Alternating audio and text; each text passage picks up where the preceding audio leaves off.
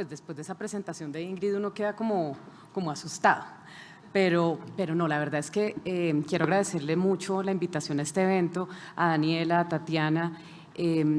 Estoy con una nostalgia infinita porque estaba recordando que hace 18 años, siempre digo, por favor no me calculen la edad, no lo vayan a hacer, creamos en Fasecolda el Comité de Responsabilidad Civil. Y de ese comité, yo fui funcionaria de Fasecolda muchos años, fui la directora jurídica y de Asuntos Internacionales, y siempre me encantó este tema de la responsabilidad civil y no había discusión de este tema al interior del gremio. Entonces se creó el comité que hoy en día pues es la Cámara Técnica de Responsabilidad Civil. También una nostalgia infinita porque hace 15 años yo suscribía este tipo de pólizas y responsabilidad civil era un ramo que prácticamente se le regalaba a los clientes vinculados con la compañía. No había una tarifación específica, no era un ramo, digamos, de los relevantes. Con profunda alegría veo que hoy en día es el tercer ramo en las líneas de seguros generales. No he hecho seguimiento de las cifras de índice combinado en la industria del ramo, pero estoy segura que va muy bien, y ver el crecimiento de este ramo y ver un foro con un salón tan lleno para hablar solamente todo un día de responsabilidad civil, se los prometo que para mí es una dicha infinita, aunque la nostalgia va a estar ahí. Entonces, de verdad, muchas gracias. Me han pedido entonces que les hable de la responsabilidad civil, del seguro de responsabilidad civil, las perspectivas globales y las lecciones aprendidas. No puedo dejar de hablar de Colombia, del caso colombiano, para de ahí hablar un poco de cuáles son esas perspectivas globales y esas lecciones aprendidas. ¿Qué vamos a ver? ¿Qué les voy a hablar? Lo primero es el marco normativo y constitucional de la responsabilidad civil ambiental en Colombia. ¿Qué acuerdos internacionales ha suscrito Colombia y más o menos qué se está hablando en el mundo sobre la responsabilidad ambiental?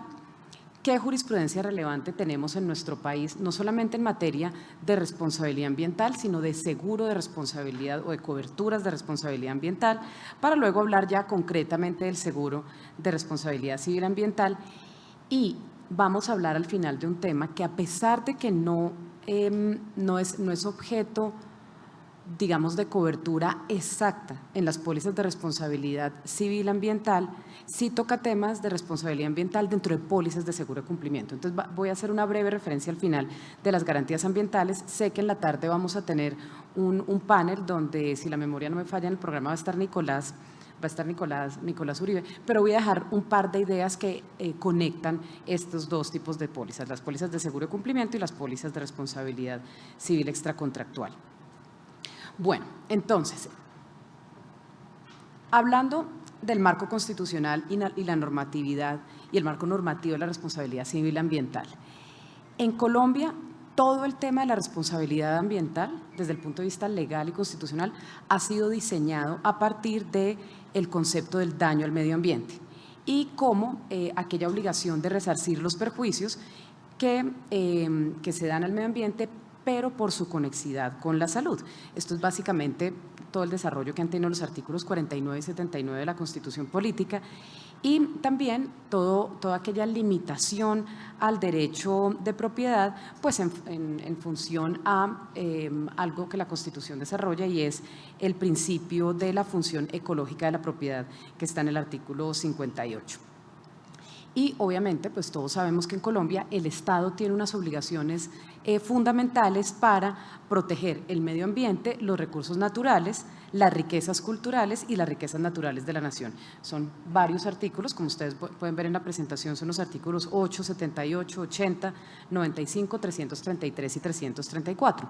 Recordemos que ese artículo 333 de la Constitución Política es aquel artículo que dice que en Colombia el ejercicio de la actividad económica es libre, pero es libre siempre y cuando tenga unas limitaciones. Una de esas limitaciones es esa función ecológica de la propiedad.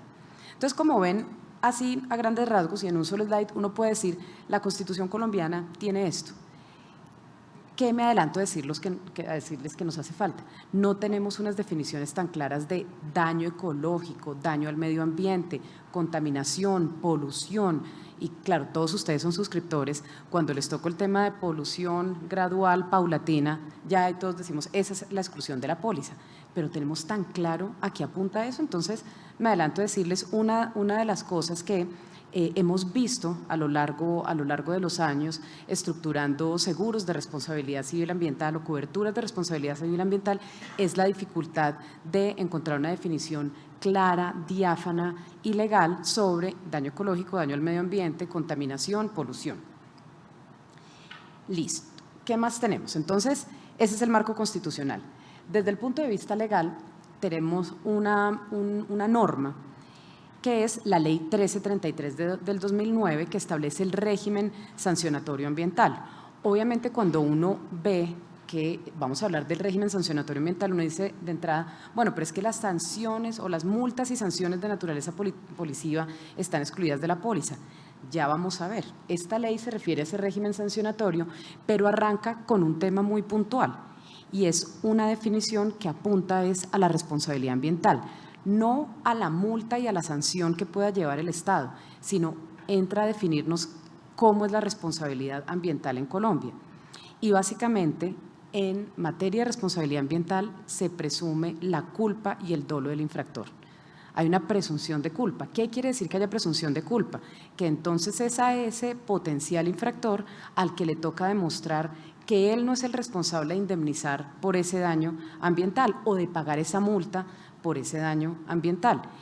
La Corte Constitucional, en sentencia, esta es la ley, bueno, este es el parágrafo del artículo primero, el primero de esa ley, de la Ley 1333 del 2009, el que establece esta presunción de culpa y de dolo.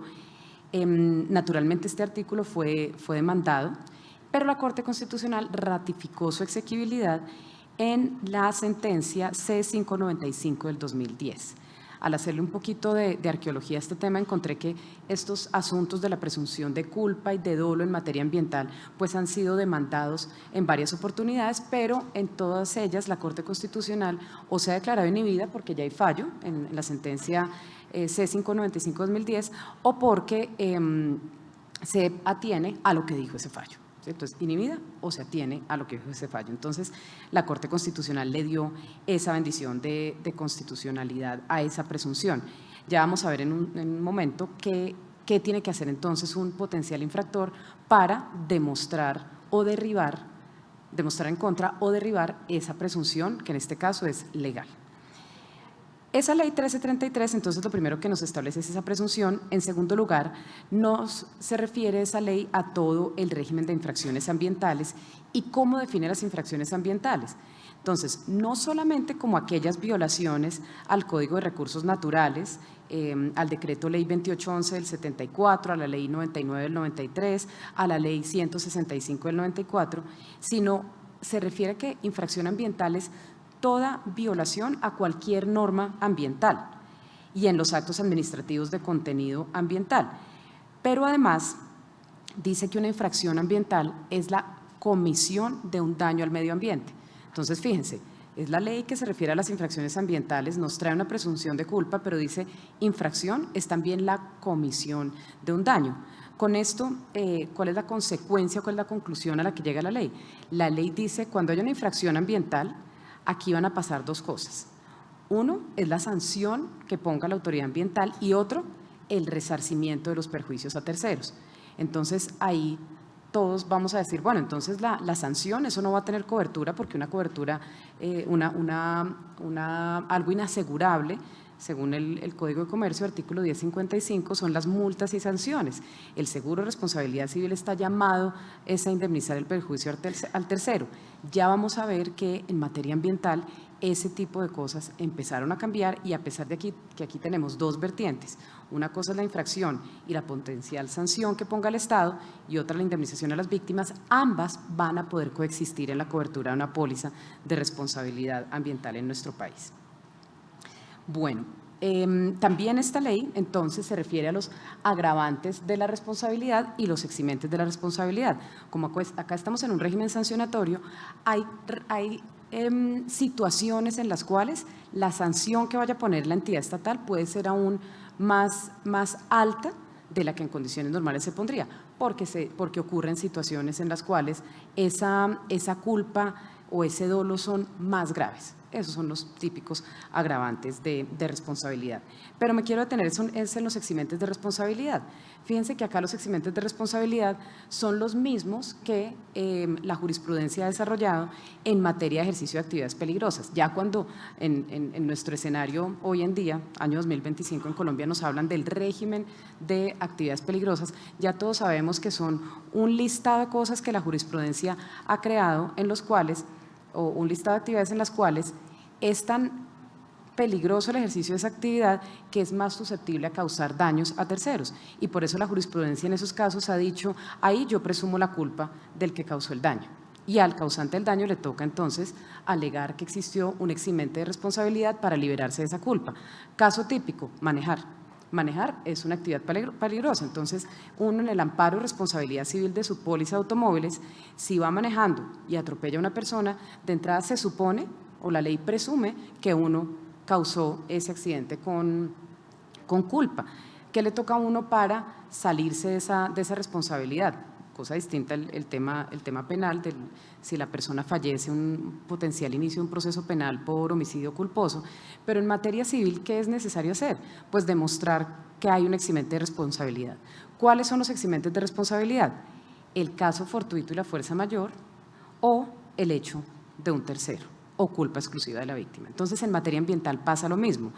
Como la ley presume que el infractor es el culpable de ese daño ambiental, para exonerarse de esa responsabilidad, habrá que demostrar que ese daño ambiental ocurrió por un caso fortuito, una fuerza mayor, un hecho de un tercero o la tercera, la culpa exclusiva de la víctima. En el medio ambiente, ¿quién es la víctima? La nación, el medio ambiente per se, las comunidades que se benefician de ese, entre comillas, medio ambiente, las generaciones venideras. Ahí hay una discusión legal que vale la pena agotar. Importante que en materia de estos eximentes de responsabilidad y de agravantes de responsabilidad, esos artículos 7 y 9 establecen que en caso de que el infractor, si el infractor es una persona jurídica,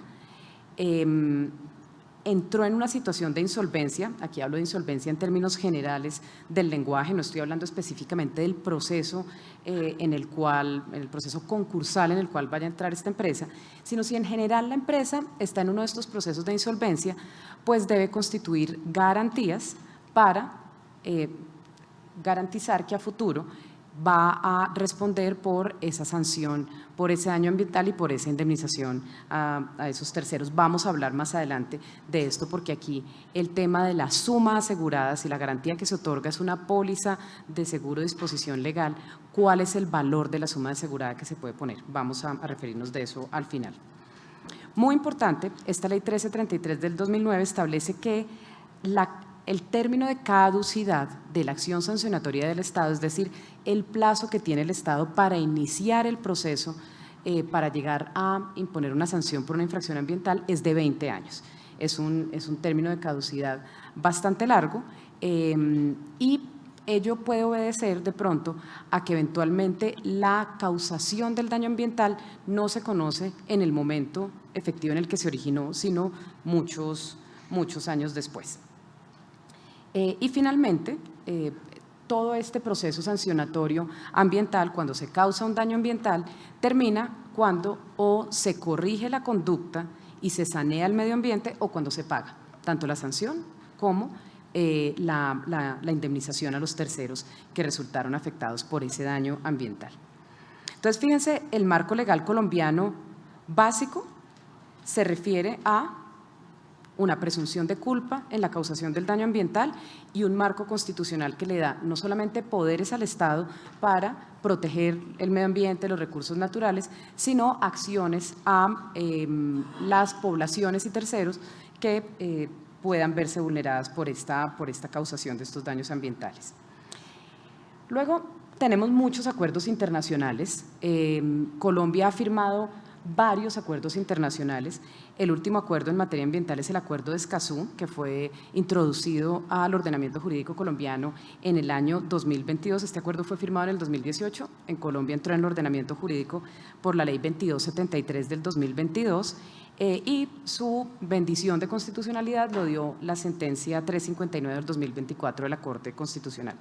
Básicamente con este acuerdo lo que se buscó fue fortalecer las obligaciones de los estados más que para sancionar por infracciones ambientales, es prevenir la ocurrencia de daños ambientales y obviamente pues tener algunas facultades adicionales para sancionar. Importantísimo, con estos acuerdos también o con el acuerdo de Escazú, lo que se buscó fue fortalecer todo el régimen de las acciones públicas que las diferentes poblaciones en los países pueden interponer para defender el medio ambiente. Entonces se establece un marco, digamos, supranacional para facilitar todo este ejercicio de estas acciones judiciales. También con el acuerdo de Escazú, Colombia se comprometió a establecer unos estándares mucho más altos para dar más información al público sobre la protección al medio ambiente y el ejercicio de esas acciones. Entonces, aquí se dan muchos mecanismos adicionales de participación ciudadana. Y en la medida en que esto busca complementar un poco el régimen constitucional colombiano, pues se amplían todas esas facultades y todos esos derechos que puede tener, no solamente, que ya vamos a hablar de ello, las poblaciones, sino también el medio ambiente. Hoy en día en los procesos, esto tiene incidencia directa en los procesos de consulta cuando se van a hacer proyectos, sobre todo infraestructura. Entonces recuerden ustedes cómo pues, nuestro país es un país cuya primera fuente de generación eléctrica es el recurso hídrico. Y pues saben ustedes que en los últimos 20 años yo me atrevería a decir que la única gran hidroeléctrica que se ha construido, tal vez 15 años, de pronto no nos vayamos atrás a 20 años, es Hidroituango. Y miren toda la dificultad para llegar a construir Hidroituango. Pero antes de eso, por ejemplo, había muchos más proyectos en Antioquia, por ejemplo, complementar la hidroeléctrica Porce, estaba previsto hacer el Porce 2, el Porce 3, el Porce 4. No se pudieron hacer por temas de participación ciudadana, de protección, no solamente a los territorios protegidos, indígenas y demás, sino también por cuestiones ambientales. Ahorita miren ustedes todo el tema que está teniendo con su licencia ambiental o que tuvo ya con su licencia ambiental Energía de Portugal, que se retiró prácticamente del país, después obtuvo la licencia, pero básicamente ellos pretendían generar energía eléctrica en Colombia a través de energía eólica. Y pues esos proyectos allá quedaron en La Guajira y ahorita empieza pues toda una gran discusión. Hay muchos más acuerdos en materia ambiental. Colombia, ¿cuáles ha ratificado? Algunos muy puntuales, la Convención de Cartagena del 83, el Convenio de Cooperación Amazónica del 78, el Convenio de las Naciones Unidas sobre la lucha contra la desertificación del 96, importante porque acuérdense ustedes, la desertificación tiene que ver con el tipo de cultivos que hay en el país, el Convenio sobre la Diversidad Biológica del 93, el Protocolo de Cartagena sobre Bioseguridad, la Convención Marco de las Naciones Unidas sobre Cambio Climático del 94 y esta Convención Marco de las Naciones Unidas sobre Cambio Climático es el que ha llevado en el seno de Naciones Unidas a sacar los famosos protocolos. Entonces saben ustedes que está el Protocolo de Kioto, el Protocolo de París. Listo. Entonces, marco supranacional. La jurisprudencia relevante. Tenemos bastante jurisprudencia en nuestro país en materia ambiental, pero obviamente no tenemos el espacio para resumirla toda, pero ¿qué idea les quiero dejar? La jurisprudencia de la Corte Suprema de Justicia en Colombia, desde 1976 a 2011, se ha regido o ha creado la doctrina sobre que la reparación y la responsabilidad por daños ambientales se resume en que el que contamina paga. Ese es el gran resumen. Y ahora, con la presunción de responsabilidad de la Ley 1333 del 2009, es el potencial infractor paga. Eso es muy importante para todo el diseño de las pólizas o las coberturas de responsabilidad ambiental. El doctor Juan Manuel mencionaba hace un rato el amparo de gastos de defensa, que este amparo de gastos de defensa en una póliza de responsabilidad es una cobertura autónoma y no depende de la indemnización del daño mismo. Entonces, acá es muy importante considerar que eventualmente todos esos gastos de defensa que van a tener esas coberturas ambientales o esas pólizas de responsabilidad civil ambiental se van a ir en la consecución de la prueba para derribar esa presunción legal. ¿Listo? Y para defenderse de ese proceso sancionatorio. Pero, ¿qué les quiero destacar acá? Importantísimo. Siempre me pasa lo mismo, siempre. Bueno, importantísimo, que la Corte Suprema de Justicia, es decir, nuestra jurisdicción civil, el que contamina paga. Pero en materia constitucional ya han pasado dos cosas. Lo primero es que hay una sentencia de unificación, que es la sentencia 196 del 2023, que estableció que la tutela efectivamente sirve como mecanismo para proteger a los ríos como sujetos de derechos. Otras sentencias de tutela, ahí las encuentran ustedes enumeradas, la 092 del 93, la 080 del 2015 y la 622 del 2016, sobre todo esa 622 del 2016, ya reconocen a los ríos y los animales como sujetos de derechos. Entonces, básicamente, también lo que mencionaba el doctor Juan Manuel hace un rato, como esas tendencias de la responsabilidad civil, aquí en materia ambiental sí que cobra relevancia, porque acá ya no estamos protegiendo al medio ambiente y a los ríos y demás como elementos que tienen conexidad con la vida y la salud de los seres humanos, y por eso hay que protegerlos, o como protección de los derechos de las generaciones venideras. Yo me acuerdo cuando entré a la universidad, no les voy a decir el año, nuestro profesor de constitucional nos decía, es que la Constitución tiene una serie de derechos que son de futura generación, es para proteger los derechos de las generaciones venideras. Uno de esos es el derecho al ambiente sano. ¿Sí? No, hoy en día ya esa teoría constitucional no es así. En este momento, el medio ambiente y ciertos recursos tienen protección autónoma, como lo define en alguna sentencia de la Corte Constitucional, como seres sintientes.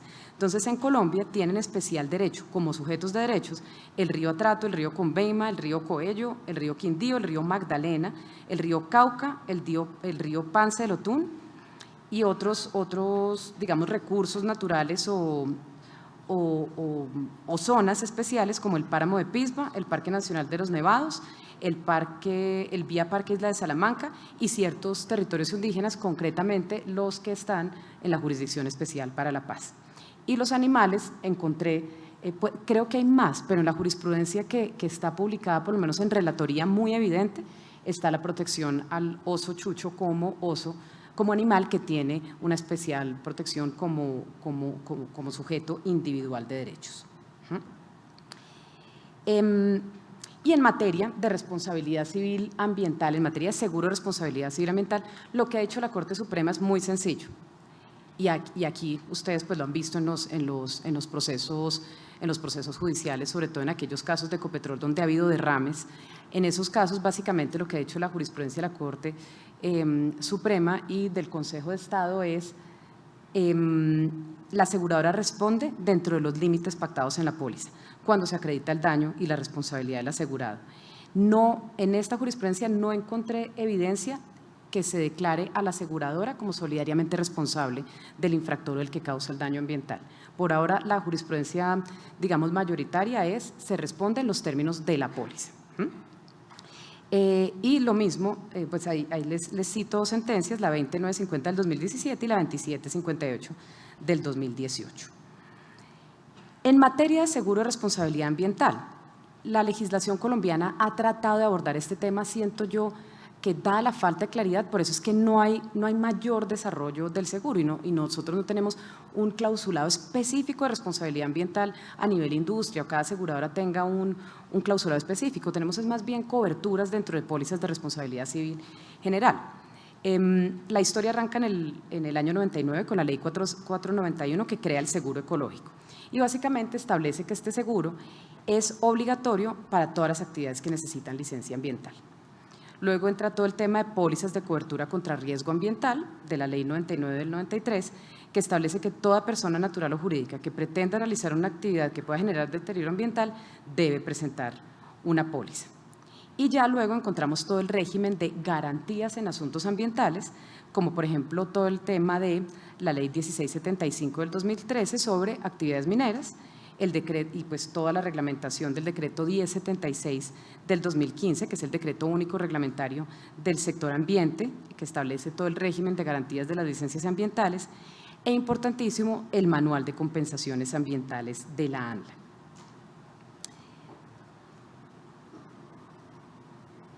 Listo, este slide, bueno. Bueno, en Colombia, como les decía, no tenemos unas pólizas específicas. En el mundo sí ha habido desarrollos sobre pólizas específicas de responsabilidad ambiental, básicamente las Environmental Liability Insurance Policies o las Environmental Impairment Policies.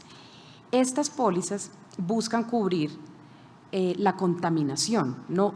Fíjense que la definición internacional no es el daño ambiental, sino buscan cubrir la contaminación que se cause al suelo, al agua o al aire, a la biodiversidad e incluir la cobertura de costos de limpieza, remediación y restauración de todos esos perjuicios patrimoniales que se causen. Entonces, fíjense, ya no es como en Colombia, tenemos limitado el tema solo al daño ambiental, sino a los daños que se causen por contaminación del suelo, al aire. Tenemos unas definiciones mucho más amplias. Y las exclusiones típicas de estas pólizas internacionales son básicamente los daños previos. Ahí veo que se me acabó el tiempo, ya me queda un slide y ya voy a terminar, pero básicamente las exclusiones de estas pólizas son los daños que hayan ocurrido de manera previa al inicio de vigencia de la póliza y contaminación que es conocida al inicio de vigencia de la póliza. Aquí viene el tema típico de la contaminación o la polución gradual y paulatina, los daños nucleares o intencionales y las multas. Y en muchos países, básicamente, se rigen por las directivas europeas, básicamente la Directiva Europea 2004/35 y el Código o las obligaciones que se imponen en territorio estadounidense sobre la responsabilidad objetiva y solidaria por daño ambiental. En Estados Unidos la responsabilidad por daño ambiental es solidaria y objetiva. Listo. Entonces, fíjense, en materia internacional tenemos unos lineamientos mucho más generales y que apuntan directamente a lo que serían las definiciones de ese daño ambiental que incluye contaminación, daño al suelo, al aire y demás. Por último, el procedimiento sancionatorio ambiental. Básicamente, esto es un tema de pólizas de cumplimiento de disposición legal, pero ¿qué ha dicho el Ministerio de Ambiente y Desarrollo Rural? Que estas pólizas no se rigen bajo la misma dinámica de las garantías estatales de la Ley 1150 y de la Ley 80, sino que tienen un régimen especial. Entonces, básicamente, estas pólizas deben cubrir todas las obligaciones que sean impuestas o que puedan llegar a ser impuestas al potencial infractor ambiental, no solamente por la sanción, sino por todo el tema del resarcimiento a terceros. ¿Cuál es el reto acá? La suma asegurada. La suma asegurada no está regulada. Tenemos una cantidad de empresas que en este momento necesitan que les validen estas pólizas, pero toda la discusión está en cuánto es la suma asegurada. La suma asegurada es el plan de inversión que la empresa va a tener que hacer para sanear el medio ambiente o salir del proceso de reestructuración en el que está, o es un porcentaje de esos valores, o es lo que yo estimo va a ser el daño a terceros. Finalmente, no quiero dejar de referirme al tema de multas y sanciones, porque en materia de multas y sanciones, la jurisprudencia y la doctrina han empezado a sacar unos lineamientos en los cuales, en materia ambiental, como tenemos un régimen tan particular y de tanto contenido legal, existe la posibilidad que muchas de esas sanciones que ponen las autoridades ambientales no sean simplemente ejemplarizantes, sino que tengan naturaleza compensatoria. Si esas sanciones tienen naturaleza compensatoria, he empezado a ver que sobre todo los mercados de reaseguro habilitan la cobertura, porque pues si tiene naturaleza compensatoria apunta directamente al eje central del contrato de seguros, que es su naturaleza indemnizatoria. Entonces, bueno, con estas ideas, que habría mucho más que hablar, les agradezco a todos su atención y bueno, ahora discutiremos con Juan Camilo. Muchas gracias.